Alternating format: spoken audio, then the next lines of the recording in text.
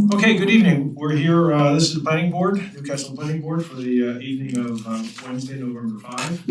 I see we have a quorum, not by a lot, but we have a quorum. Is there a motion to open the meeting? Motion. Second? Second. All in favor? Aye.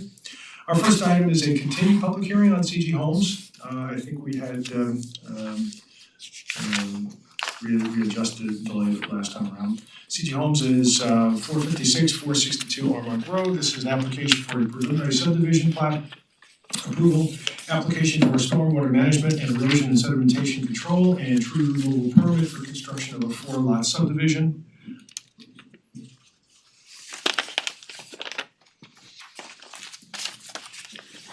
Good evening. How are you, Ralph? For the record, Ralph Alfonsetti, civil engineer for the project. Do you want me to share my screen? Yes, please. Put up the plans.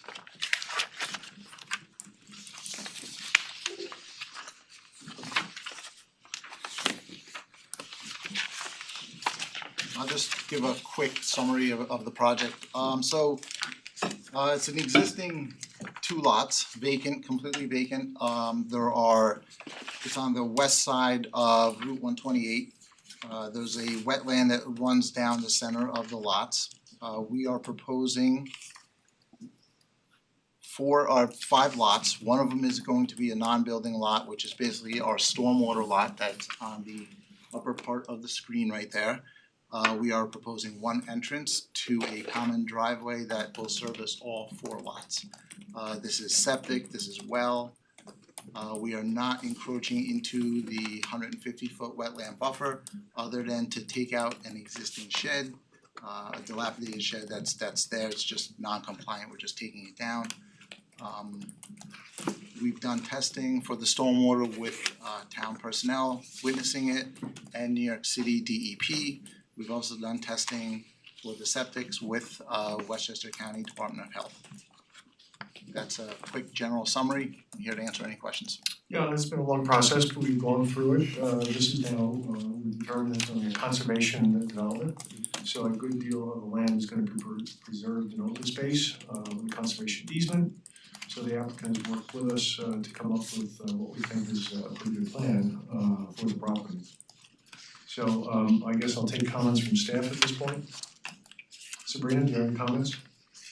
I do. I only have a couple of comments, really one that is substantive, but it won't prevent from moving forward. I would just like to see some updated coverage calculation worksheets based on final design that we have before us right now. Everything else that I have is satisfied and can be incorporated as conditions of approval if the board chooses to do so. Sabrina, do we have to take separate action at this point with a neg deck, or is that something that? Yes, we do. We do. Unfortunately, I did not have time to prepare the neg deck for you tonight, but it can be, you can declare a negative declaration, and I can provide the paperwork for chairman's signature after the fact. Okay, and your recommendation is that we're all set. We can declare a negative declaration here. Yes, you absolutely can. There's mitigation that the applicant is providing by conserving the area and doing the native plantings. It's all conducive to a negative declaration, yes. So John, how do we do this? Do we just have a motion to adopt a standard negative declaration that we always use when we use that form? You would make a motion to issue a negative declaration, and then the resolution would Reflect follow it. that, yeah. Okay. Is there such a motion?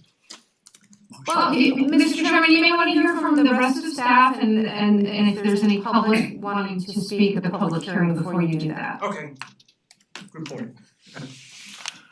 Okay, good. Just one question for Sabrina. On item 4, when you say we'll hold this over until final subdivision approval, Correct. what exactly does that mean? You will need to return for final subdivision approval, and at that time, the agreements regarding the common driveway and maintenance of the stormwater infiltration can come to light.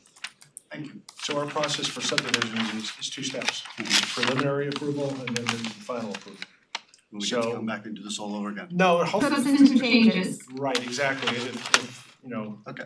If basically they come back with the same application, some minor tweaks, maybe they met the conditions, we should be in position just to adopt the final subdivision. That's the whole purpose of upfronting all the issues now and getting. Right, and you'll go get your permits from the other agencies as well, and they may make changes that the board will need before, you know, they may change things, which is why we then ask you to come back for final. Right. Okay, Bob, you had some comments? Yes, good evening, Mr. Chairman of the board, thank you so much.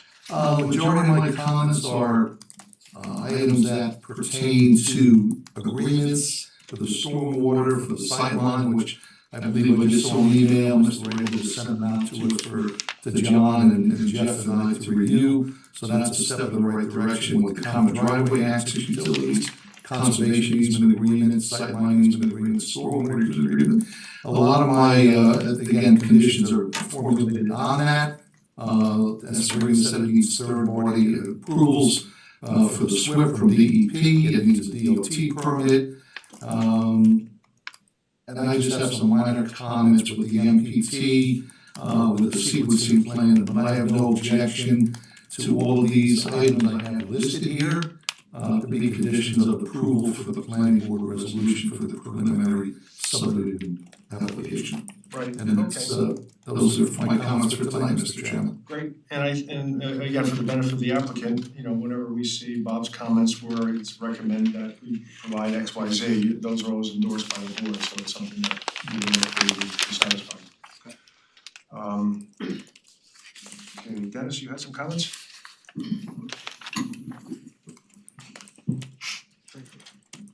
Good, all right, thank you, Mr. Chairman. For the record, yes, the shed still does exist. When I revisited the site, we have two old pieces of equipment that are separated by that knoll, so when I, connected the equipment, I go, wait, where did the shed go? So that's associated with the other one, so that's just to clarify that. So my memo's probably a little bit longer than everybody else's, because this was the first opportunity to review the replacement plan, so that's why. So as I said, I did visit the site, so on page 1, just making some comments, I understand why, numerically, why they thought those 2 trees were missing, because how the numbering goes, 165 and 166 are off on another part relative to the sequencing cluster of 160s, which is, one is nowhere near the other, which is fine, that's just how they did the survey, so I just wanted to delete the asterisk, because they are indeed existing. And the second bullet is just to document that, I actually did walk the site and yes, on the Tree Geek, so you just have to change those two species for those numeric IDs.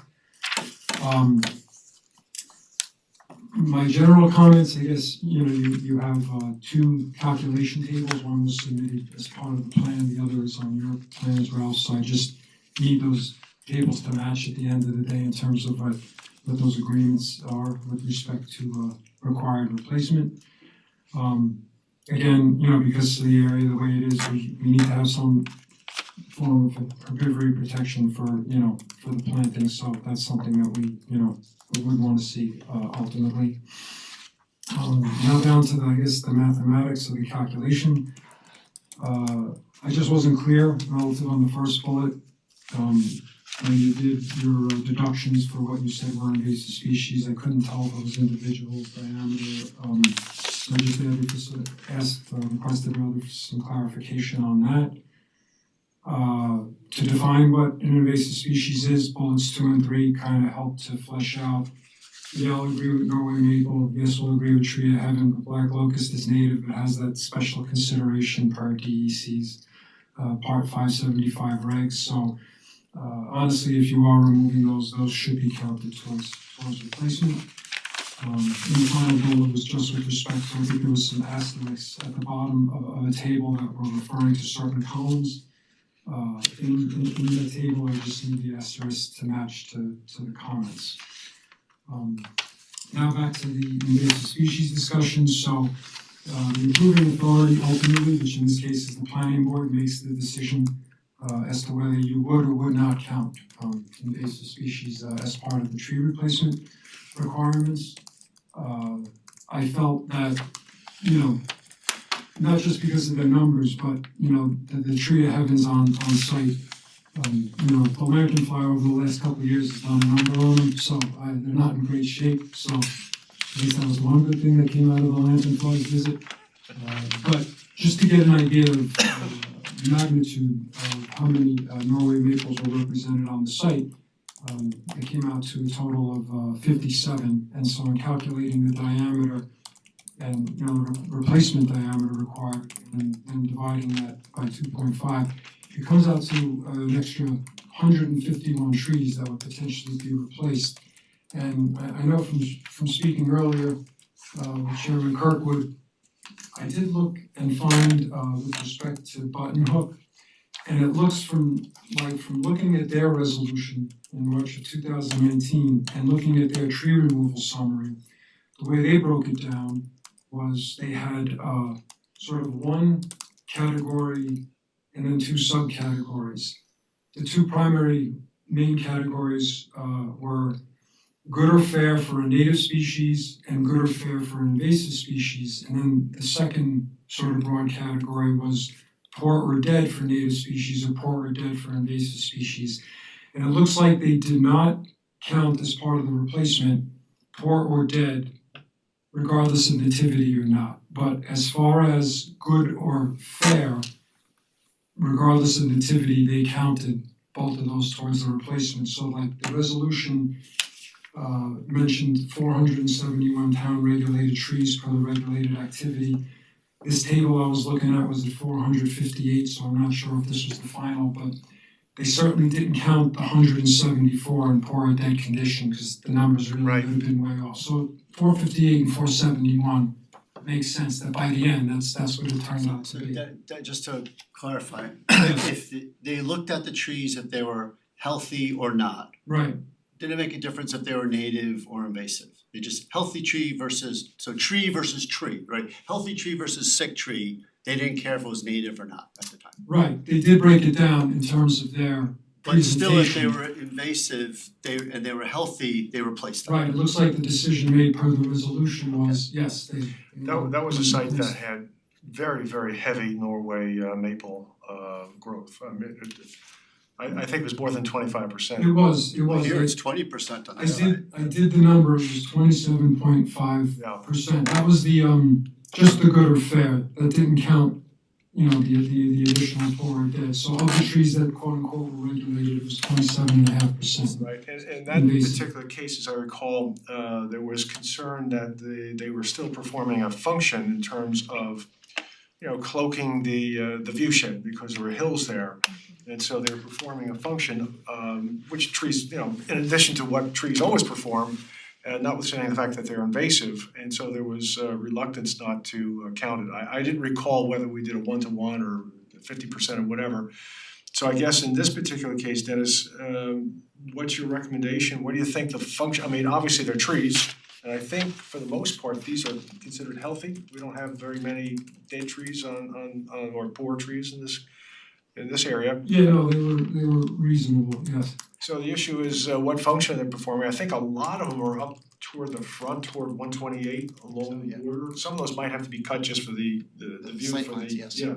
Yeah, no, I think that represents a fair number of the trees that need to be removed, because once the engineers get involved, Yeah. the trees are coming down, that's just the way it is. They get in the way of everything, we could design anything, don't worry about the water, the air, we'll make it work. So Dennis, of the Did I just make a statement? I'm sorry about that.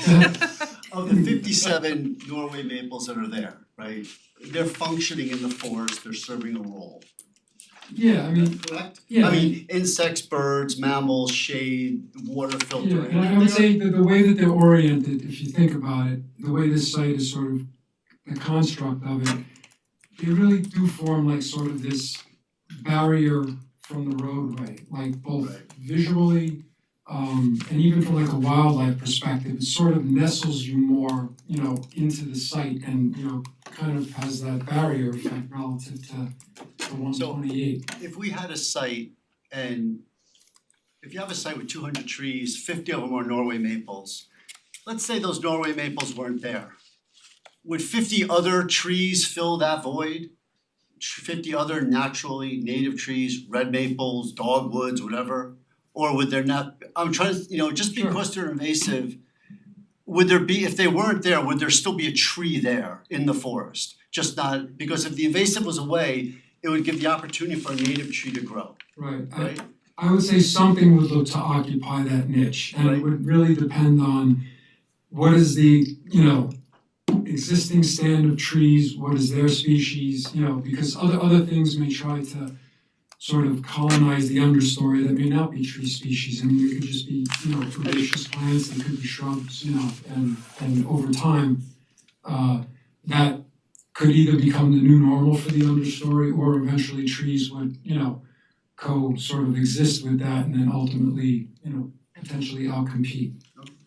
One of the issues Got it. here, Dennis, is that my recollection is many of the Norways are along Route 128.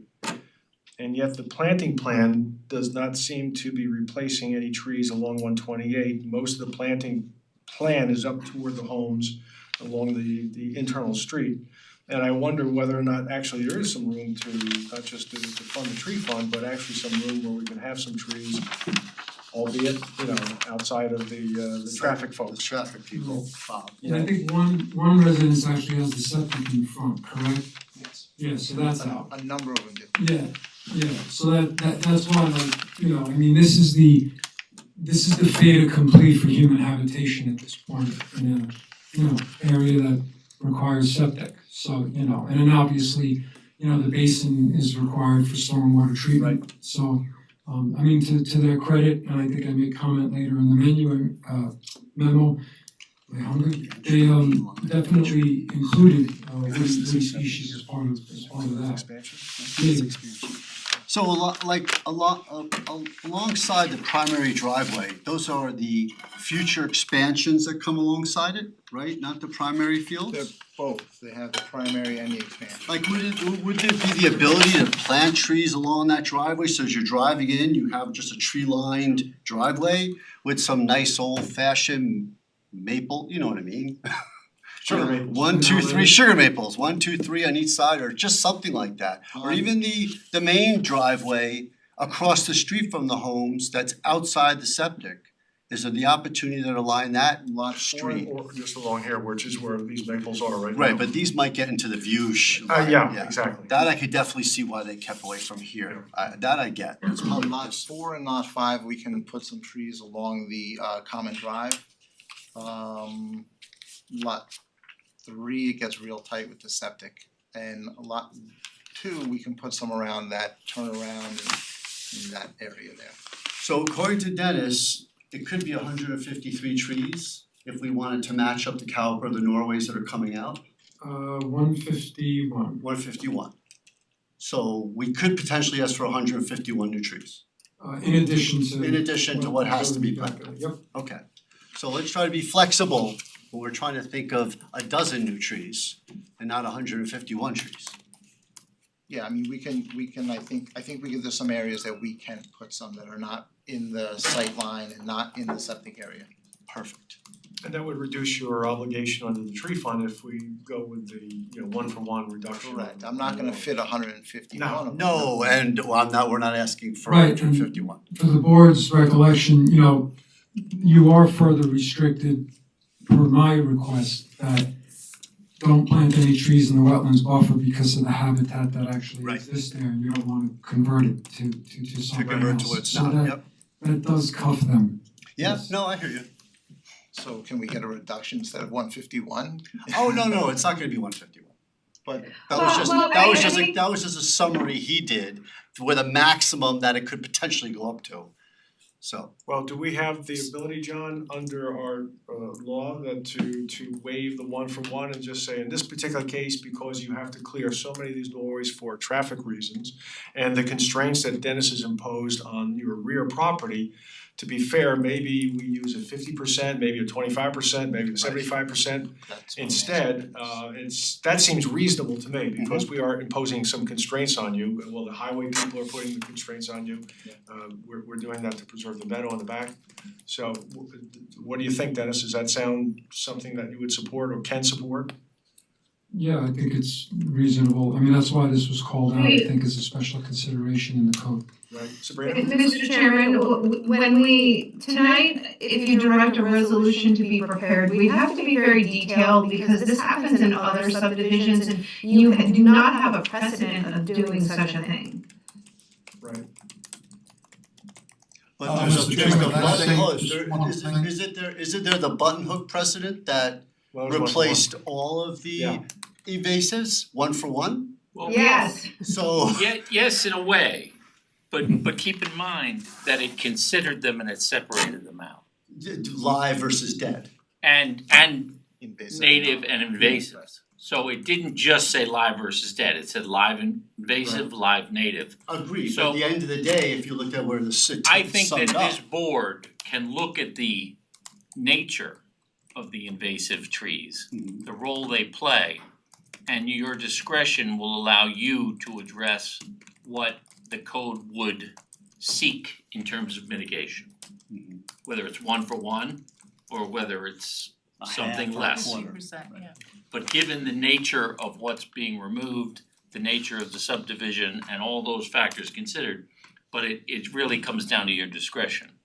Right. But yes, I do believe you have the authority And to to do Sabrina's point, I think if we go that route, we really have to document it very well in terms of what we were considering, why we reached something other than one to one, which is apparently something that we right, there is a code that specifies the mitigation ratio. I don't know that you can change that code without specific reasons. right. I mean, if you ever had a But subdivision where you. but they just said it was at our Yeah. discretion. Mr. Chairman? Yes, Bob. I just wanted to be clear on the trees, anything, there's a section of code, section 109, that's pretty clear about safety and clear zones for trees. So really no tree should be within 10 feet of the travel lane, so keep that in mind, Dennis, when you're preparing this planting plan for the trees, if they plan on putting them in the right of way of that common access, because they can't be any closer than 10 feet.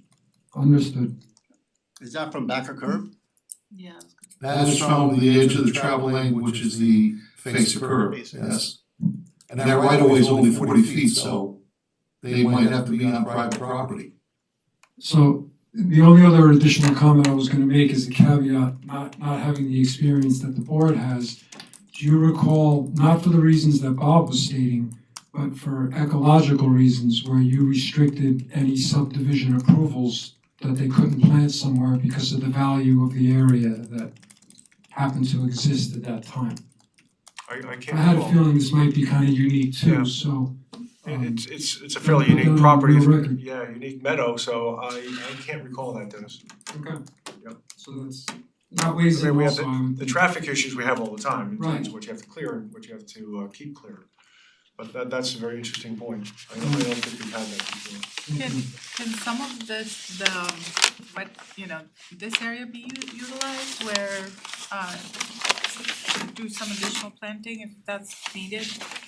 I mean, again, Around the Stormwater? stormwater Stormwater. treatment area like where it kind of gets dense enough that, in here maybe. yeah, where you don't really even see it for that matter. I don't know if Where's that, in between the basin and the road? that's right. Mm. Looks like you actually have some area in there that you could, Could be Put some some in there. planting in there, it would be nice to cover up the basin too, they're not. 100%. well, the Not basin's, very the attractive basin's kind usually. of, the basin's gonna be low compared to the road, so Right. you won't see it. It gets steep in that area, we Yes. could put some trees in there. Again, I think you should try and plant where you can plant, Ralph. Which will reduce your payment requirement. Mhm.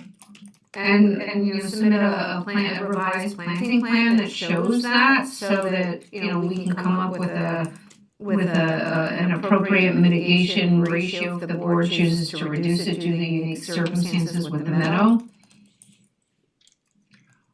Or I guess we could also kick the can down to the final and when you You come back could. with a revised planting plan at Mhm. that point, we don't consider it to be a material change. But we can consider these planting issues and tree issues at that point and not hold you up at this point. That would be appreciated. Yeah, maybe, Yeah, that's I mean, reasonable. and even on the issue of, yeah, we can put in our resolution that we're considering, we're thinking about a limitation, and but not necessarily define it as 50%, 75% or whatever at this point. That makes sense and reasonable and acceptable. I think that we can, if the board chooses to have a resolution drafted, we can work on the language to help move this forward without holding you up. Right. And again, on that particular issue, to Kanan's point, if you show additional plantings there and Greg's point about something along the roadway and then something along, what was it 1 and 2? Yeah. Perhaps you got some room in there, those areas. And then if you come back and, if the number's 151, but we suddenly find that you found another place for 30, now the difference, the delta is closed and it's an easier thing, I think, for us to come up with a fair resolution, a compromise. That makes sense. I just a quick question, Ralph. Are these areas all here, is this all lawn? Or natural trees that you just didn't put in because there'd be too much? That's gonna be lawn because the septic areas are there. So this is all septic along the street and this is all lawn for septic? Yes, I mean, there's some buffer area outside, but yes, that's generally all lawn. Gotcha. Yeah, so he will be limited with that. Yes. And I can't put a tree within 10 feet of Right. septic, so. Yeah, we hear ya. So and that is septic and also the expanded areas as well, that's where the Yes. expansions will go? Yes, Can you put a tree in expansion and just in the future they remove it? you can, it seems a shame, I mean, I am not saying you do it, I'm just we- asking. hopefully none of us will be around, or maybe, hopefully, I don't know, whichever way you look at it, but the expansion probably will not have to be built for a very, very long time. Yeah.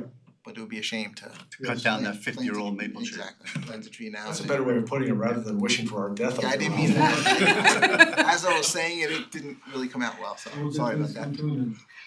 I actually Hasn't been have that bad an application. No, So one of my questions was around the caliper size, like is that something you would consider, like an older tree to be planted versus like or not really? I'm Yeah, we just don't- curious because Yeah, we don't get involved, so we don't use caliper inches to try to reduce the number of replacement trees, and this was my interpretation. I always use the analogy if King Kong ran a nursery and you were able to buy a 60-inch tree, it's just one tree. And I think there was a balance trying to be achieved between number of trees that actually end up on the site, and they need to look like trees when they're planted, so I think that's why, and also too, there's like a survivability factor where that's certainly smaller has an increased chance of survival, but as you get into the larger caliber inches, it's a little bit more care and a little bit more tricky in trying to get that tree to survive going forward, so there's all these considerations that came into why the math works out the way it does. Yeah, the only reason why I was thinking about it is like, when I look at Chappaqua Crossing, for instance, it's the number of trees that were planted, but over time, when you see there is like a lot of loss in terms of like they just didn't take or something happened or, too many people walked over a certain area, and so like, it's not necessarily the number that might have been agreed to, so I was just wondering whether looking at it from like if it's older, it stays longer, but you're saying it's almost the opposite, so that's a totally different. Yeah, because they've been cared for to that point, and nicely in the nursery, and now it's like, okay, Now you're be fruitful and multiply, you ain't got no more help from us, And when you transplant the smaller caliper ones, they have a much better chance than the big ones. And the big ones need a lot of tender loving care, and if no one's doing it, they understood. don't survive. Understood. Thank you. Are there any comments from the public on this application?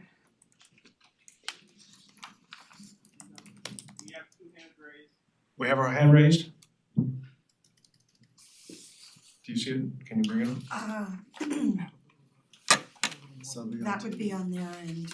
Oh, inside. So I have to turn off the presentation. Oh, so I you think can see them. they'll pop up, they should pop up. Oh, Ralph, they're asking, Oh, there. they just did it. Oh, Victoria. Hi, it's Victoria. Hi, Can you hear me? yes, we can hear you. Greetings. Hi, it's Victoria Alzapidi. I'm the chair of the Conservation Board in Newcastle.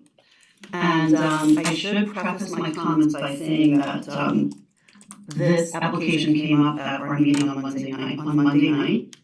And the board was interested in making public comments.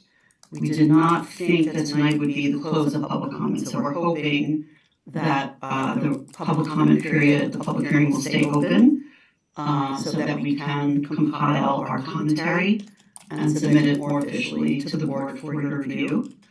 That said, I would like to make a few comments right now, just off the cuff from what I'm hearing, and also ask a question. My first question is, has the planning board done a site visit of this property? I don't know if we've done a group one, but I believe members have been out there individually. Okay. I'm asking because we actually did, I didn't think of it at the time of asking for a joint site visit between the planning board and the conservation board, but a few of the members of the conservation board did go out with Dennis a few months ago. And there were some very striking characteristics that we noticed. And of course, our perspective is from a conservation standpoint, from the habitat conservation, preservation, from wildlife experience and the value of these trees and, as they relate to the entire area. And to Dennis's credit, he discovered, as you know, that the back end of the property is a wet meadow, very rare wet meadow, which is obviously really important to preserve and really a gift that he had the presence of mind to see that and identify it. So we're very glad that that's being preserved. One of the other pieces that we noticed, it really is along the roadway, a forested woodland area. I mean, it's a pretty wide area of trees, obviously about 200 trees or so. And one thing that we noticed is, if you think about the meadow, yes, the meadow, you think of it as where you see the plants and relates to the wetland area. Really, when you think of it more holistically, and when you're there watching, like there was a lot of bird activity when we were there, and you kind of start seeing that the area around the perimeter of the property, where there are trees, and in the front of the property, the trees that are coming out, they're kind of a container for this meadow. So there are a lot of unknowns about what will happen when these trees come down. So if you're a hawk and you're flying over this meadow, you're coming in to maybe go in for, a bull that you see or a mouse, and you're coming up and you're looking also for a place to land around the perimeter. So these trees, in addition to nesting areas, in addition to, various other habitat value that they provide, they're a landing point, they're a place for the birds to hide, they play a role related to the meadow. So when we're talking about the value of these plants, of these trees that are coming down, they play many roles, provide many functions on an ecological level. And again, it's an unknown what will happen when these come down. So on one hand, I really would encourage, as you're kind of subjectively with this particular application, looking at whether you should have a 1-to-1 ratio. My gut reaction, and of course we can kind of quantify this and write it up for you, is it really should be a 1-to-1 ratio because these trees, the Norway maples, are part of that forest that's coming down, part of that woodland corridor there, and they're valuable in that respect. I think you asked earlier, like, would another tree fill in that space? And as Dennis was saying, it's possible. It is very possible that would have been filled in with other trees. The birds see it not necessarily as a native or non-native tree. They see it as habitat, a place to hide, a place to hunt, etc. So a place to land and have perches. So we really would encourage you to think of it as a 1-to-1 and use the criteria for other trees. We're talking about the traffic implications of the right of way and the viewing. If this application never came to be, these trees would remain there. So it's only because this application is being put up in front of you that this is even being considered to take down these trees. implicating and having a negative impact on their ability to provide ecological function for our communities and for our wildlife. So again, I do hope that you'll keep the public hearing open, that the board, the entire conservation board can weigh in, because we have had our eye on when this is going to come to public hearing. And I believe, as much as I'm putting out my perspective as the chair, I would like the entire conservation board to have an opportunity to weigh in. So I ask that you keep the public hearing open, please. Dennis, when does the conservation board next meet? First Monday in December, like the first or the second. Well, this is not a new application, so we've been through this thing for a couple of years. I certainly, what we can do, I believe, is we can keep the public comment period open, can't we, John, after we close the public hearing? You can do that, but I thought you were gonna continue the public hearing anyway. Well, yeah, I'm saying, I don't know if we go to December 2nd, or and that's when they meet, so then it's gonna take some time for them probably to put together a memo. I mean, Yeah, you can extend you can close the public hearing, and Yeah. before you do that, you can extend the public yeah, and comment period. I think it would be under the circumstances, it's we're not losing any ground anyway, so we can keep the public hearing open and start to work on the resolution and see if we can get that information in as soon as possible, Dennis, from and Victoria from your board. It's it's a tough thing. I think there have been past applications where invasive clearing of invasive trees actually was not counted toward replacement. So I think we've done it both ways, but I think the board is sensitive to the function that is being performed here by these Norway maples. They're still trees, so they still do all the things that trees do. They may have a bad root system, et cetera, but they're still trees. So we hear you, and I think we agree. But at the same token, we have an application here, so we have obviously have got to react to that application. So okay. Any other comments from I just have one comment Sure. just regard to those trees not being removed.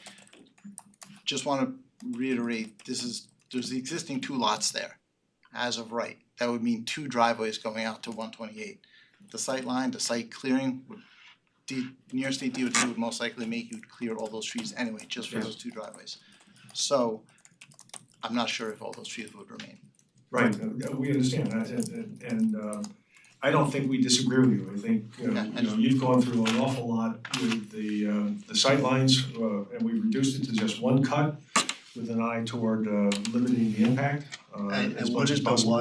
Doesn't the 1 cut save It saves some, but versus 2? it does save some, but the speed of the road dictates Right. that you have a really wide sight line in both directions. Right. So the 1 cut is a better solution. It is a better solution. That's what I'm getting to. And also you've moved the 1 cut to an area that is better than what we've had before, so that was one of the things that we did do here. And I think we've identified some additional spaces where you can introduce more trees. Correct. And not just shrubs, good sized trees to the conservation board's point and concern. So what we can do is, excuse me, are there any other comments, public comments? There's another hand there. There are. Okay. Okay, great.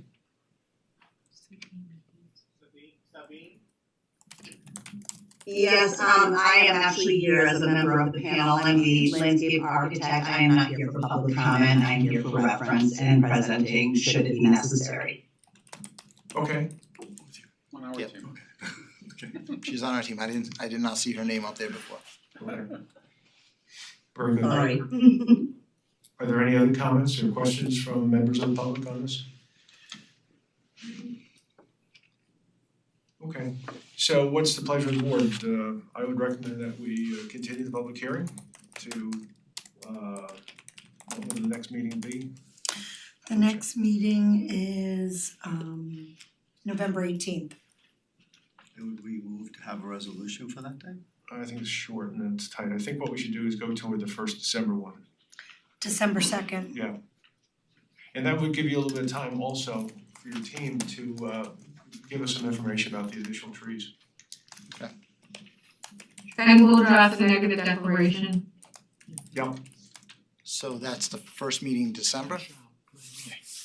We have another hand raised, Okay, Victoria again. okay.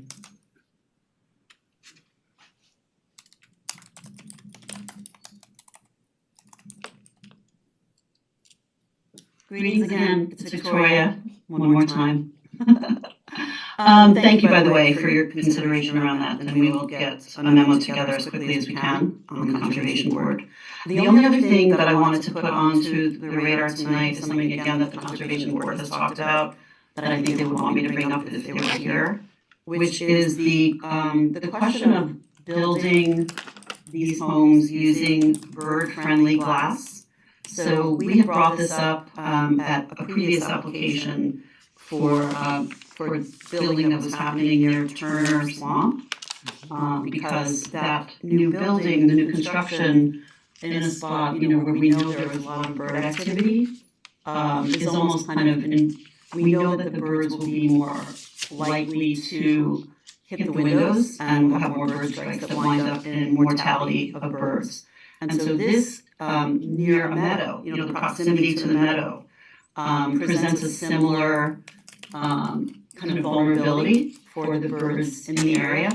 And we are hoping that the wildlife sensitive, the bird sensitive precedent that was set with the Turner Swamp house, building of the Turner Swamp house, that we would hope that the developer here would, and their architects would please consider or identify bird-friendly glass that would likely deter birds from flying into the windows of these homes. And we know that there are some really wonderful, not exorbitantly expensive approaches to doing this. We know the architect in the Turner Swamp building project was very amenable.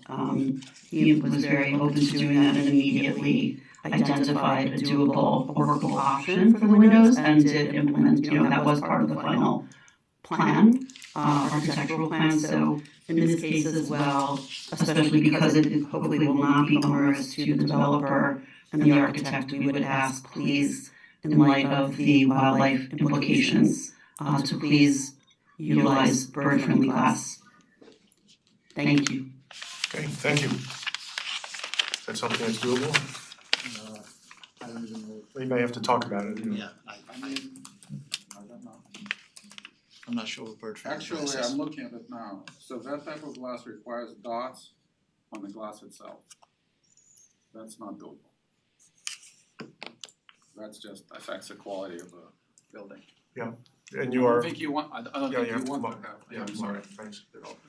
I don't think any of you would want to have a glass with dots on it. I think that the applicant's the one she's talking about that was on the swamp with the law, yeah, and that house was, Yes. yeah, that house was a very high price range, Yeah, I was that gonna home. say, Yeah, Like, this very is not- high. yeah, this is And not they the were price doing point. it, but I don't think they would be putting glass in that just had dots random dots, I just Googled it quickly, so, but there that might be seems to something common. else that she was referring to. Maybe, so but before my let- quick, Do some research, please. I don't Right. think that's the only alternative, I'm gonna just say that in terms of the type of glass. That, at least that's what I remember Bach going through. It might be, I haven't done any further research, but Right. there might be more than one product, that's all. And you may hit them all, but I'm just saying, there might be more than Just one look. product. What kind of dots are they, we're dark? not gonna commit to it, but we'll look into it. Yeah, are they dark dots or something, or? I don't know, I mean, but birds have to be able to see them, right? Well, they see better than we do, so. they're Yeah. very tiny, they're very tiny, but they're a lot, so it's a sort of Yeah, I think changes it's the like, light quality of it. it's like pointillism. Exactly, Yeah. exactly. So Okay, the answer is we'll look into it. okay, Thank you. thank you, Ralph. Any other questions? Comments, okay? Who? Victoria. Hello, yes, I just wanted to say that we are very sensitive to the quality of life of the future applicants. And we propose the bird-friendly glass, knowing that there are in fact options that are not visible, would not in any way have any negative impact on the residents' experience of the view of their, their glass in their houses. So we are very sensitive to that, and we really would, as you've encouraged, the applicants to please look at the options, because we do believe that there are affordable options that would help the birds, prevent them from flying into the glass and having mortality, and also not interfere with the enjoyment of the home. So it becomes a win-win for everyone. And we all know, living in this very wooded region, that it's a terrible feeling when you have a bird strike your glass and you see the bird fall to the ground, basically having a seizure with neurological damage. It's not something we want our kids to see either. So it really is a win-win for everybody. So thank you so much. Would the board be able to supply us with those that information, those alternatives in your memo? Yes, absolutely. An appendix, so that you can help the applicant and in their consideration? Absolutely. And maybe it could be a team effort if they look at options, and we would also be happy to supply more information, which would be hopefully helpful to them as well. Okay. Thank you. Okay, anyone else? Okay, if not, is there a motion to adjourn the public meeting until December did we say second? 2nd? Okay, Motion. all right, Can I ask a quick question? sure. We couldn't make the 18th of November because why? I think it would be better if you have that information. We're not gonna have the conservation board's memo at that point. I'm not so sure we'll have a quorum that night. We have some issues already that I know of. So, all right, sorry. Yep. Normally I'd Just- love to just do it, ask- but I just think ask. some issues, yeah. Okay. Okay, great. Do we need to close? Oh, wait, No, No, we're just adjourning. motion to adjourn. Continue. wait, yeah, Oh, is there such a motion? seconding. Motion. Second. All in favor? Aye. Aye. Okay, Okay, thank you. thanks. Have a good night. Yep, very well, thank you. We move now to our next item. This is a public hearing for the New York Metropolitan Reference and Research Library Agency. This is a continued public hearing. We opened it last time around. And we asked the applicant to provide some additional details, which I think they supplied an awful lot of these. And so eventually this is going to the zoning board. This really is just something that we're doing to fix some old subdivision lines. Thank you, Mr. Chairman. Keith Potensky, I'm the attorney for the applicant. As you suggested last time we met, we walked the board through the lot line adjustment that was necessary in order to update the filed map to be in accordance with the legal description in the deeds in the subdivision. Since that meeting, we did file an updated subdivision plat in accordance with the town consultant's comments. I understand that there are a few more comments, but we've spoken with our surveyor, and he said he can address them in short order, and they have been inserted as conditions of approval in the draft resolution. So tonight, we're asking the board to close the public hearing and vote on the draft resolution. Okay, Thank you. great. Sabrina, any comments? Yes, Mr. Chairman, I have some comments that have been incorporated into the resolution of approval. They relate to addressing the area table. There's some changes that need to be made, regarding retitling of, the table, including the tax ID numbers, and, really differentiating between the existing, should be changed to existing according to deed filing. There is also changes that need to be made regarding the existing lot sizes. They should be the sizes as reflected in the last subdivision map that was filed, not the deeds that were filed. And then the last, those are really the two major changes that I had requested, which are incorporated into the draft resolution for the board's review. Okay. Any comments from Jeff?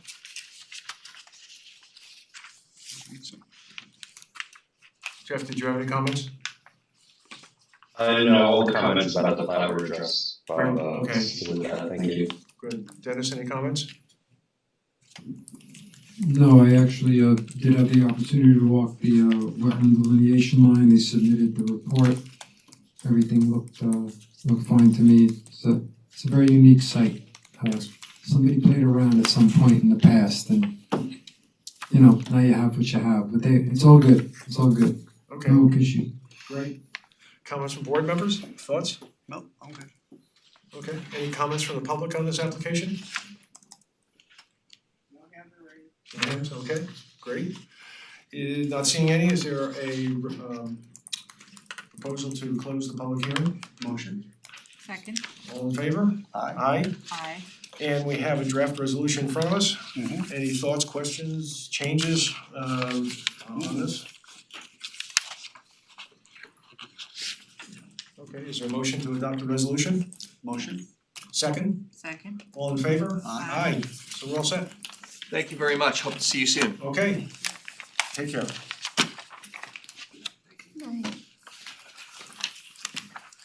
Okay, we moved to our next item. This is an informal appearance before the board. This is for Mellos. 121 Pinesbridge Road, application for a site development plan, application and wetlands permit for construction of a driveway addition, stone patio and deck replacement.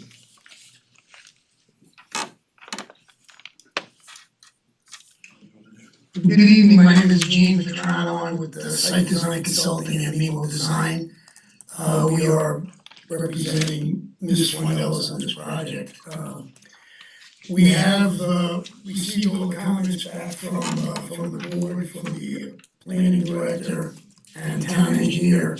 I believe we have addressed all of the issues, and we actually finished the documents this afternoon. I can bring them up on the screen if you like.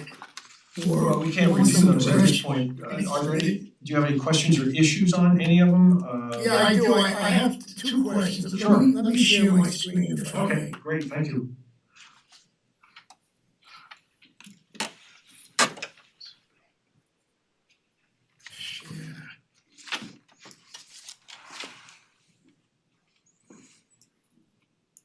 I'm a bit of a dinosaur, you'll have to give me a minute. Can you see that now? Is it up on Yes, there? yes. Okay. I think we addressed the issue of the area that was going to be impervious. So there were some questions on the zoning data sheet and the paperwork. There was a conflict in the quantities. We went back, we addressed it. We adjusted all the areas so that now the increase in impervious area is less than 1,000 square feet. It's 959 square feet. There is also a almost 1,500 square foot of photoland blocking or patio that is not considered impervious. It is a pervious material. We made sure that that detail was included on the set of drawings. The issue right now becomes, let me zoom in if I may. As you know, the entire house is within the portion of the house is within the 150 foot wetland setback. The contractor last year has started doing work in the back. I'm sure you walk the site, you can see that it's in a bit of disarray back there. With that being said, we had Tim Miller Associates go out, reflag the wetlands, which they did. It is also on the survey that we submitted along with our plans. The survey was completed by Ward Carpenter. And the primary issue right now is the existing clearing and grubbing line. This is the existing clearing and grubbing line. Right here. There's a lot of disarray back here. There's a pile of wood chips. There's some trenches that were dug back here. So what we would like to do is request an extension of that clearing and grubbing line to approximately 40 feet beyond where it is now during construction in foresight that the contractor may even disturb that soil a little bit more when he gets back there. That's the first issue. The second issue is, if I can go here, And then subsequent, when the construction is finished, we would have a clearing and grading limit line that would be pulled back up toward where the Absolutely, we would pull that back to its original location. And I guess the question is, how do we approach this? Is this a separate submission? Does this go to planning as part of this submission? Does this have to go to zoning? Does this go kind of to conservation? I guess we need a little direction. You need to revise your plans according to staff memos and resubmit for the planning. We did that, we changed. I understand what you're showing them now, we need them in, you know. No, I know that, yes, I know that, that's why I guess I wanna clarify this, and then when we submit everything tomorrow morning, we have Right, but everything on. you should probably include some sort of description that that's what you're going to do, that you want to access the area for construction and then you will pull it back and replant it after. Yes, that's what I wanted to clarify with you. So in our submission back to you, our cover letter, we're gonna request that we wanna move that clearing and grading line back, and then after. Clearing and grading line. I apologize, clearing and grading line, I apologize for that. Alright, so that's the first issue. And then. Before we leave that Second issue, issue. before we leave that issue. Oh, I'm sorry, go ahead. Yeah, before we leave that issue, you know, that's more of an, incurrence into the buffer. Do you have any other places where you can stage soil? I mean, can you keep some of the Well, yeah, what we did is. in the driveway, for example? Yeah, we'll ask the contractor to stage the construction right now, rather than go ahead and put in that, prepare for the photoland pavers that are gonna extend the driveway to stage up here. Right, And then access as close as we can to the bottom of that. right. I think we would like to see that rather than, going forward further into the buffer. And then Right. later on afterwards, after it's disturbed, then we go back and, resod it or reseed it, et cetera, or whatever is back there. And Yeah, right, so this is all on sewer, so we don't have to worry about septic, correct? right, it's all on sewer, yep. And I'm sure you visited the site, everything was resodded in the front, everything is landscaped, so we felt that the best thing was to do all the staging up here and then access the lower portion of the yard, right at the bottom of that hill. Is that staging, is that staging on the macadam or is that beyond the macadam? No, that's beyond the cabin, right now that's lawn. So it's lawn And and then that's once also we in finish there, it's also in we're the gonna buffer, clean it up and then we'll prep this area for the okay? for the Voderland pavers there. That's the first issue. The second issue, and again, we tried to color code the best we can. This red is the Voderland that now goes beyond that clearing and grading line. So that kind of adds to the request to move that line back. So this is within the clearing and grading line. This is within the clearing and grading line. The yellow, the blue and the yellow, they would not interfere, or they wouldn't go beyond that clearing and grading line. So I just wanted to show this to you so that you can see what we're disturbing back there. Mr. Vitrano, I think it's really important on your mapping to make sure you identify the existing clearing and grading limit line very clearly. Okay, so I mean, this is it here. That's your proposed. But that's our proposed, yep. We need to know where the existing line is. Yep, it's right here. Right here. Existing clearing, and again, I apologize for holding, it's it right here. Yeah, so that should be on all your plans? Yep, so this one, right here. And this was the original survey that was provided to us by the town, so we just put that up there as reference. Right. Right, but this is the clearing and grading line right here. And it's identified there. I can make that a darker line if that Yeah, it would be helpful. would help identify that. Yeah, that would be helpful because it kind of Okay. contour line. Yeah, I And then again, we, What does yellow? Go I'm ahead. sorry, go ahead. No, I go was gonna say, ahead. we did the zoning chart, we made sure that it aligned with the application, all the numbers balanced. Could you We explain, gave all the required notes. could you explain to us I have the color yours. scheme again? I'm sorry. Could you explain to us the yellow, blue, red and green? What they Okay, sure, designate? let me go here. Let me zoom out a little bit if I may. There we go. right? That helps. Right, so the blue, that's impervious coverage within the existing clearing, and again, it should be grading line, Right. right? That's within the line. The green is impervious coverage beyond the existing. That's that, right? That's gonna be the Cambridge pavers. The yellow is the Vodaland pavers that are within the existing clearing and grading line. And the blue is the proposed Cambridge pavers that are within the existing clearing and grading line. So the green and the red are beyond the existing clearing and grading line. You know, at first we thought we would keep it as close as we can, but when we went back out to the site today, we saw how, what's going on in that backyard. We noticed there's a large pile of wood chips back here. I don't know where they came from, they weren't there the last time we were there. So in an effort to, you know, keep everything safe, we were hoping to move this clearing and grading line as far back as we can. And then as you mentioned, we'll then note that it's gonna be replaced in its existing location. If that works for the board. What's in front, on the front yard where, All lawn, it's all lawn. maybe that's. It's all resodded. It is now courtesy And of. the driveway, existing asphalt driveway, these stairs are there, stone stairs. There's an old fireplace that's, Ms. Cornelis would like to keep in that backyard, so that's why we put the Voda block pavers around it. Right, so when we talk about a coverage map, we're asking you to identify the coverage for all of those features, not just what you're putting in, but for everything.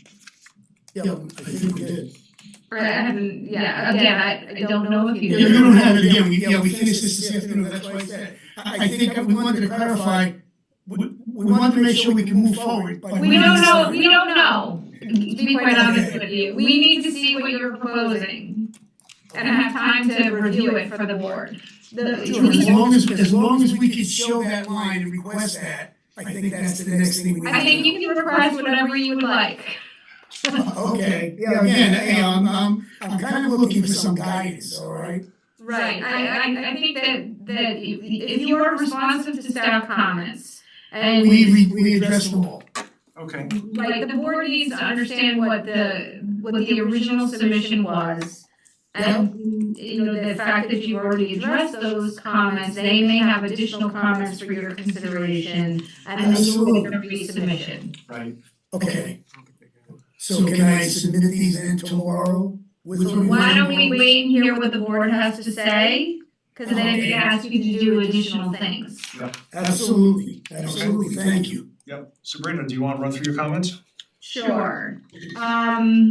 For the board's information, this is a type 2 action. It is located within a conservation subdivision, and it is in an R2A zoning district. But there should be a footnote that it is a non-conforming lot area and width to the data table, because when the planning board approved of this lot, it was non-conforming due to the conservation subdivision. So that needs to be noted in accordance with the zoning table. We added that to the table. The coverage, again, you know, it did include new impervious surface. They have to match their coverage calculation worksheets to the map. There's some differences there, and we need a coverage map which identifies all impervious surfaces on the site. The plan should include the surrounding houses and their locations. And they need to provide information regarding stormwater controls. And they also need to propose mitigation for disturbance within the clearing and grading limit line and quantify that disturbance within the clearing and grading limit line. The applicant tonight is saying that they want to reestablish that line afterwards, but we need information as to what that reestablishment would look like. Right. Okay, great, thank you. Jeff, you had some comments?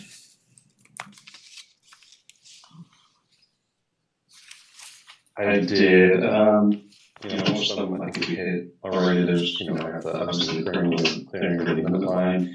Most of it was related to just we need a little bit more information before we can really move too far forward.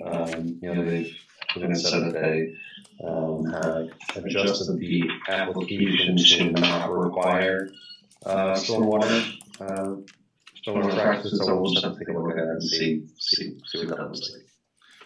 I had a threshold question for you, Jeff. Sure. Are these pavers actually considered to be pervious or?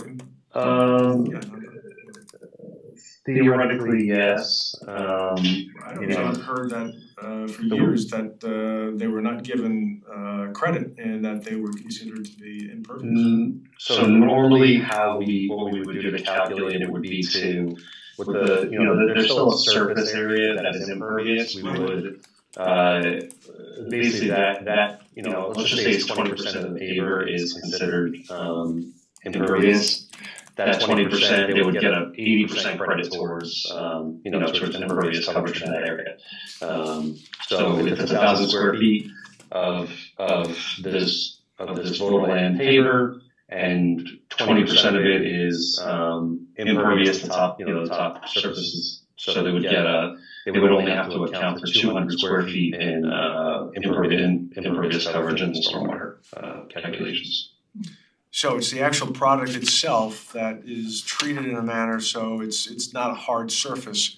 I think of pavers, I think of it as almost like a tile product. Yeah, there are different ways that it's done. Sometimes the system where the system is it uses an impermeable paver and then it leaves gaps for water to pass through to an underlying storage area.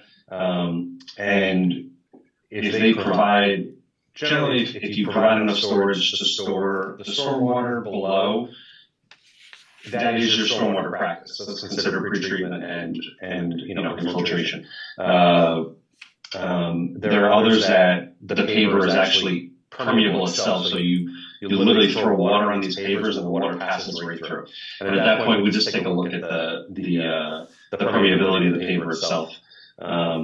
But like I said, each one is they're all a little bit different, so we just have to take a look at what they're proposing and make a determination based on that. We'll need to see what product they're proposing here. It's just not a generic word, just to see what kind of credit in fact is given for these. Yeah, and it can range anywhere from a 10% credit to 100% credit. Again, it depends on the material they're using. Right. So we'll look at that. Okay. We added that detail to the plan also, that's on there. Okay. Mr. Petrano, it's really hard, we can't look at the screen and say that we know. No, of course, I understand, but again, I think we took all of your comments, we addressed them all. Great. We submit, we appreciate all the time and effort that was put into this. I apologize for the errors in math. But we corrected that, we made sure we stayed under the 1,000 square foot coverage area, so. Yeah, I mean, just to be sure that we understand, we will need to get information about the product itself and the installation. Yeah, we'll supply that, Yeah. we'll supply that. And the details of how it's going to be put into place. And if you have any examples of it in the area where we could see it, that'd be wonderful. Yeah. If you have I some. believe that you may have this in somewhere in Newcastle. I sort of remember when we had our initial review that someone mentioned that you have had projects in the past where they have used the Votoland product and it was accepted as a permeable paver. Okay. Good, that's good. I don't recall myself, I'm sure that was probably at the staff level. I can tell you that I can't think of an application where an applicant received 100% credit on any paver that was proposed. All right, I'll get all the data on that, Bob. It was always marginalized and very often no credit was given. And we had arguments from applicants that, we're not making it that tight, we have sand in between and therefore I get credit. And we've always said, no, you don't. Sure. Based on product, based on installation. So we need to really have good detail on that. One comment. It's like a Mr. Chairman, Mr. Chairman, can I say something on impervious pavers? Here he is. I've been with the town 32 years, I've never seen one where we allow much credit for impervious pavers. You need to determine a curve number, which is manufactured by the manufacturer, or it's at the determination of the town engineer. And if you're gonna be using impervious pavers, you still have to do deep test holes and perk holes, so you can't assume automatically it's impervious. Bob, the pavers are not impervious. The voter land, I'll send you literature. It's Yeah, but from my experience, you have to get an engineer who would give us what he thinks the curve number is, and there's a lot of literature on it.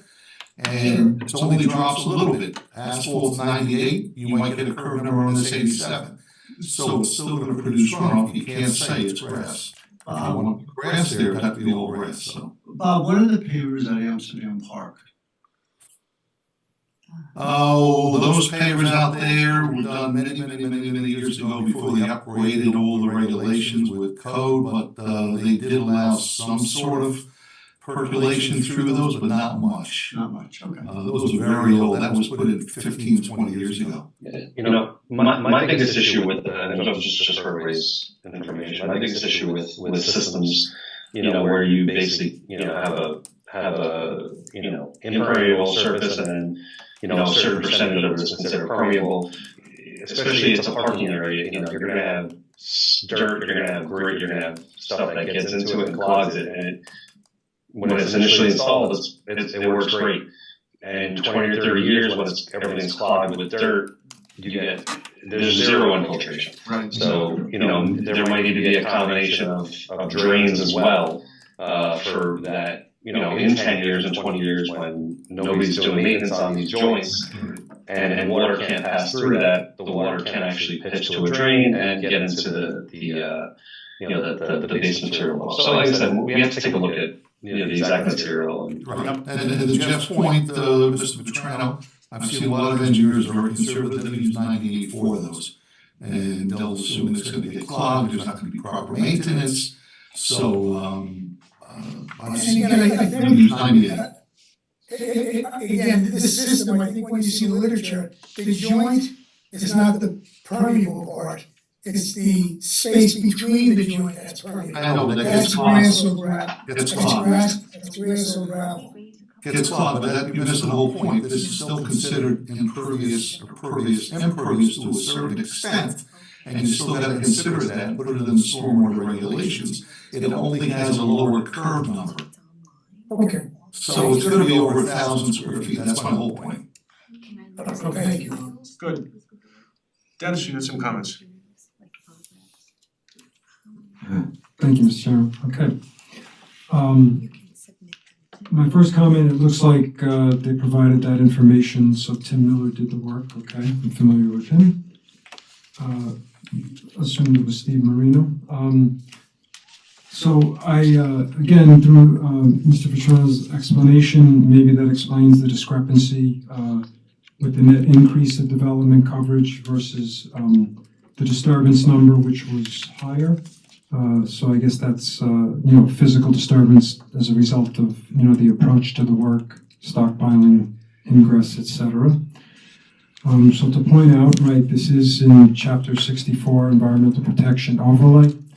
So the wetlands buffer that will be impacted as a result of the project, and by impact, I'm talking about new disturbance to now existing, if you want to use the phrase green space, even if that's lawn, shrubs, whatever. Whatever loss there is as a result of this. So here I used the number of 1138 square feet, just based on what I saw before. You're talking about over 1,700 square feet that would need to be mitigated. And that mitigation from a wetlands perspective wouldn't be the stormwater that you're talking about capturing. That's another category. It would be where are you going to provide, I use the term functional uplift, but I guess to make it simpler, if you have areas on the site that are of lower habitat quality, like, lawn is green pavement, I like to refer to it. So there's opportunity to improve those areas to make them, better habitat wise. That's usually, involving planting of shrubs and whatnot. So, we would need to see a plan that, addresses, again, whatever that number turns out to be. Right. We would need to see a plan as to what your proposal would be for mitigation, and obviously that would have to occur within the buffer. And I just wanted to, for clarification purposes, because again, this was under the environmental coordinator's authority, but when the tree removal permit was issued for this property and there was a replanting plan, that plan is specific to that tree permit. It doesn't get counted or can't be double counted as wetland mitigation. So there needs to be another consideration in order to satisfy Chapter 137 wetlands, and then due to the increase from Chapter 64 in terms of the mitigation ratio. That's Okay. generally my comments. Good. Thank you. Dennis, will ERB be taking a look at this also? If you want to refer it to them, they certainly can. Schedule's been light in 2025, so. Well, they're getting paid, so, come on. I mean, seriously, if they wanna take a look at it, again, within a certain timeframe, not to delay the applicant, but I think it could be useful. Okay, yeah, I mean, I would need to obviously get a plan first, so absolutely. Okay, great. Thank you. Okay, yep, okay. Got it over. Any comments from us? Any thoughts, comments? Any more? Did you wanna speak on these? I would like to. Great, come on up. It's not a public hearing. No, it's okay. So, hi, my We're name gonna is. take Kanan's son next. Okay. Hi, nice to meet you. My name is Bernice Rogowitz. I'm the next door neighbor to the property. I have a very good relationship with Marie next door, so this is not an aggressive discussion. I just want to bring forward some observations. So our house is, if I could show you. May I show you? Sure. So here is this is her house in the plan. Right. Our house is right next door, and all of these houses are set back quite a bit from the street, but our house is really right level with the new construction that they're planning to build. Are you that close? I'm that close. Did you just have your driveway redone? I did. Okay, Okay, I did. I know the house. You know the house, and so we're really very close, and we're both, her driveway is very close to the property line. There's a clearance line, and our driveway goes the other way. But so, and this is really the volume of construction here. It's really the size of the house, right? It's a lot. It's a big area. So I just wanted to show you that. Here's just some pictures what it looks like from my house. So they have built up already. This is a little hard to see, but this is the view from my backyard looking over. They've built up a big area here. All of this is going to be the driveway extension. It's up on a raised up area. And then the construction is going to go from here's the house, here's that chimney, and the rest of the construction goes way out to here. All right. So when I'm looking at this is viewed from my property, and it's like right here, but you can see there's no tree coverage here.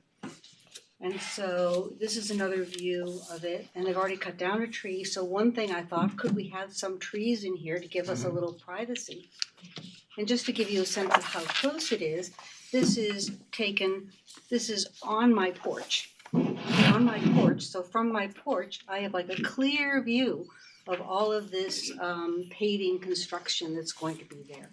So it's not nature, it's not trees, it's pavers, right? So I just wanted to let you see how close it was to my house, and how having this whole area filled in with paving stones is going to be a very different view from my porch, from my windows, etc.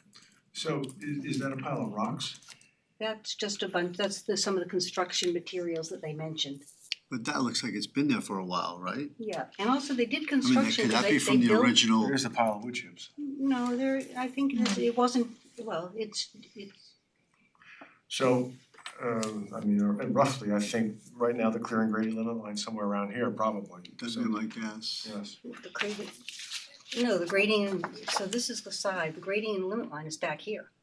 No, that's a wet No, line, but that's- the clearing grading limit line's much closer into the Oh, house. well, Yeah, they that have was- some Flags, yeah, the Flags. flags would be for the wetland. no, but they also have a black area Yeah.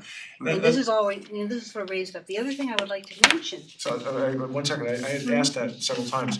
It was my understanding that there was already an existing and not so inconsequential violation of the clearing and grading limit line. These pictures suggest that it's much more substantial than just what is being described as just a little bit on the driveway. I mean, there's construction debris dumped, a raised area, so there's been a fair amount of activity already within this clearing and grading limit line. You know, we really need information on that, because I think we have a situation where we may have a violation and then a curing or not, depending upon what we do here. the other thing I would like to mention is here are the two houses. And in this area here, we get a lot of erosion from water.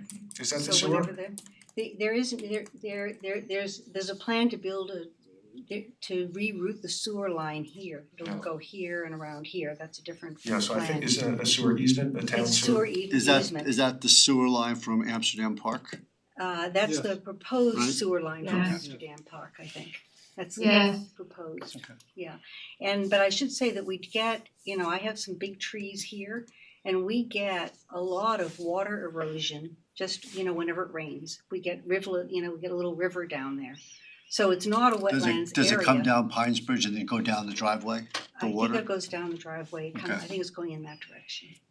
Yeah, down to the But there's a wetland. lot of, if you come out there, you can see there's a lot of the roots are bare, et cetera.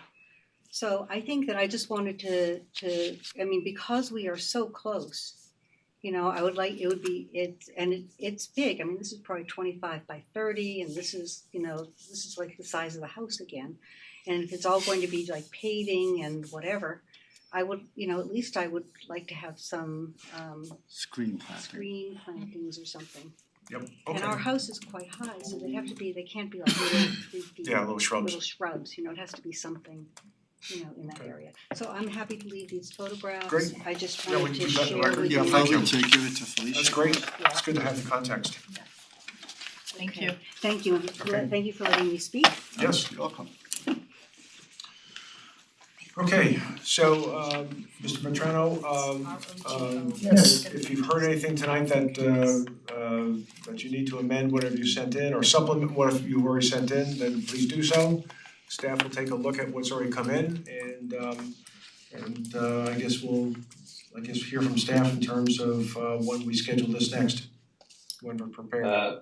Mr. Chairman, if I might just add, we may want to request an updated survey, a current survey, just based on, I didn't see the photographs, but you said it looked like the photographs may show something that's inaccurate to what was provided. I'm not suggesting anything intentional, but I think it might be worthwhile to request an updated survey. Okay, fair enough, Jeff, thanks. Good point. And if you could ask that the driveways be put on that neighbor plan or at least submit an aerial photograph of the area. Sure. Jeff, we submitted Ms. Fornello's had a survey done June 12th, 2025. And we submitted that with the packet. Well, I would just add, I didn't see the pictures, the pictures only the board saw. Okay. But just when the chairman looked at it, he suggested that what's on the survey is not necessarily what's out there right now. So it may have changed between June and now, I don't know, that's fine. You can, listen, I'll leave it to you to confirm and say, yes, this is accurate. And if you wanna, give us some kind of certification that says what's on the survey is what's out there, I would be satisfied with that, provided. The only thing, Jeff, that may be, there's no topo on this survey. And again, when we came onto this project, that's what the property looked like. So we were actually retained to do a deck. And then from that, we found out that there was a stop order because the previous contractor had started digging up the backyard. So we tried to incorporate that into our deck project, and it's evolved into where we're at now. And again, this survey is an accurate survey of all the hard surfaces that exist out there. This is not a topo, and I'll agree that right here, someone put fill back there. That was there when we started this project. Right. There were trenches dug back here. There's a big mound of wood chips back here. Yeah. So possibly just on the, revise the site plan to show those features where there was disturbance maybe? Just so the board can have an accurate. You want us just to pencil in where there is. Yeah, I mean, obviously you can't, I'm not asking you to change a survey, but you could turn that survey into a site plan that just shows those features. I mean, Jeff, for instance, one of the photos shows probably 20 or 30 large boulders in the backyard. Okay. Which would not come up on a survey because they're just boulders that were probably, as this gentleman said, somebody started to excavate, they could have dug them all up. That should be put on your site plan. Yeah, it's there. So you want that, I mean, even though they're just loose rocks, it looks like he started excavating and then he just left them there and left the job. That's what the picture looks like. I mean, I'll be more than happy to add that to the site plan. Yeah, it's important to do so because again, it's we need the context of where we're starting from, even though it's not exactly what you plan to do. But we have to start with somewhere, and it seems to me that we already have a situation where the clearing and grading limit lines have been violated and by a fair amount, and not just. Yeah, no, I agree. That's why I suggest that we even move that line further back. No, that's not usually how we resolve that. We don't usually expand them so that to accommodate the violations. We work with the violation, so it's a different approach, but we don't take that approach. Right, Mr. Petrano, part of this is to understand what has happened to that clearing and grading limit line and what is quantified, what the disturbance beyond that line has been in the past and what it looks like today, and then what you want to do. And so there's kind of a happy medium that the board tries to get to, but right now, we don't have all the information to tell us. So can I ask something, is it possible to have a site walk to, just to. Yeah, you can to see what's. Sure. Can we do that? We can do that. Because again, these are conditions that existed before we even walk onto Mr. Ellis's Right, but we property. need the context of what the conditions are right now vis-a-vis what was approved by the planning board years ago and where we stand and what is being asked for and why and what was not asked for and where we are. So it's part of the equation that we have to resolve with you. So I think once we have that updated information, I think a site visit might be very appropriate. From my Alright, so again, if you'll accept us penciling in where we feel that they put in fill at some point and where they have stones just piled, I mean, they're boulders, they're, some. Yes, they're big rocks. Yeah, and then there's, there's probably a 20-foot high mound of wood chips back here that were there. And again, everything is trenched back here. So we started to do something, and I'm assuming there was a stop order, and that's when we were, called to get the project. Yep, good. The one thing I can look in our records, Mr. Chairman, and see what happened on this property. Right. If we have anything. Yeah, Kanan had a question. Yeah, I was just wondering, I know the survey doesn't show any topo lines, but just based on the photos we saw, as well as the conversation about the easement for the sewer line and where the river, almost like a gully of water flows through, I think topos might be useful in making these decisions with the whole movement of the clearing grading limit line is my suggestion. I leave it to I saw topos on the site plans, just not on the survey. which is so bizarre, like. There are topos on the site plans. Now, if they're existing or proposed, I don't recall, there we go. Yeah, you're right. So then it should have been there as part of the survey, or do you think that's? That I don't know. Yeah. Like typically it comes out of the survey when you're putting a drawing together. So. And the areas that have been impacted or are proposed to be impacted do not show, the topos are covered. So that's the. Yeah, I think you're gonna need to create a site plan on one piece of paper and not try and and go out there and try to lay out what it looks like, Yeah, Oh, yeah, and then you need an existing site plan and a proposed site plan. Yep, that'll do So it. three different documents. Sabrina, can I say something? Sure, Yes, sure. please, Bob. Please. I mean, to Sabrina's point, you gotta show what was approved by the planning board years ago when this was Hudson Hill subdivision. More particularly, most importantly, the clear and grading line. Then you gotta go out there, take good measurements, put it on a CAD drawing, show all the dimensions, go along with photographs on what's there now. And then you wanna show the board and Sabrina and everyone involved what you wanna do with the clear and grading line and when you're done. So you need to show all three maps, and I think that's gonna let the board know what's going on, Sabrina's gonna know what's going on. And Jeff, it's gonna be a lot easier to try to figure out what the end product wants to be, which will ultimately be approved by the planning board. That's just my recommendation. Yep, Oh, sure, I appreciate it, yeah, absolutely, very good. absolutely. Okay, so we'll wait for that additional information and we'll hear back from staff when we can schedule the next informal hearing. And once we have that, if you know, if there's a need to go out for a site visit, we'll set that up. Terrific. Okay, thank you. Thank you for your time, I appreciate it. Very good. Our next item is the minutes. Sabrina, before I forget, this is highly inappropriate because I should have mentioned it before, but it is just, I think, the regulation, so it's no big deal. Remember in the subdivision, we have to deal with the recreation fees Yes. from the applicant. I Yes. don't, Ralph has not mentioned it, I don't want them to be shocked at the end, but you know, I have to Yes, I will include that in the resolution, thank you. Okay, we have the minutes of October 21. I had no comments.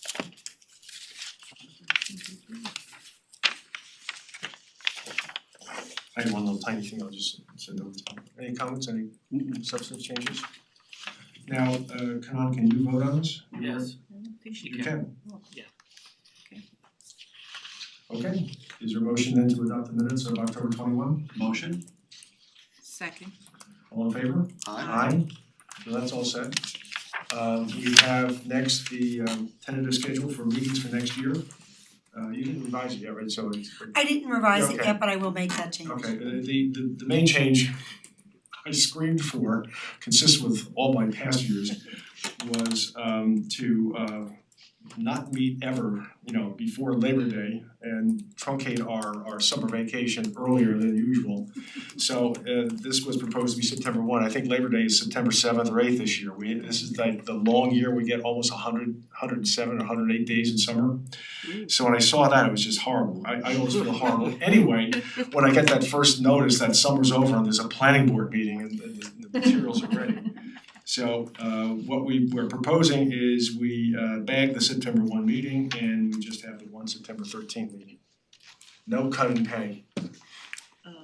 Well, how come we only have one meeting in February? Just out of curiosity. Is that a calendar?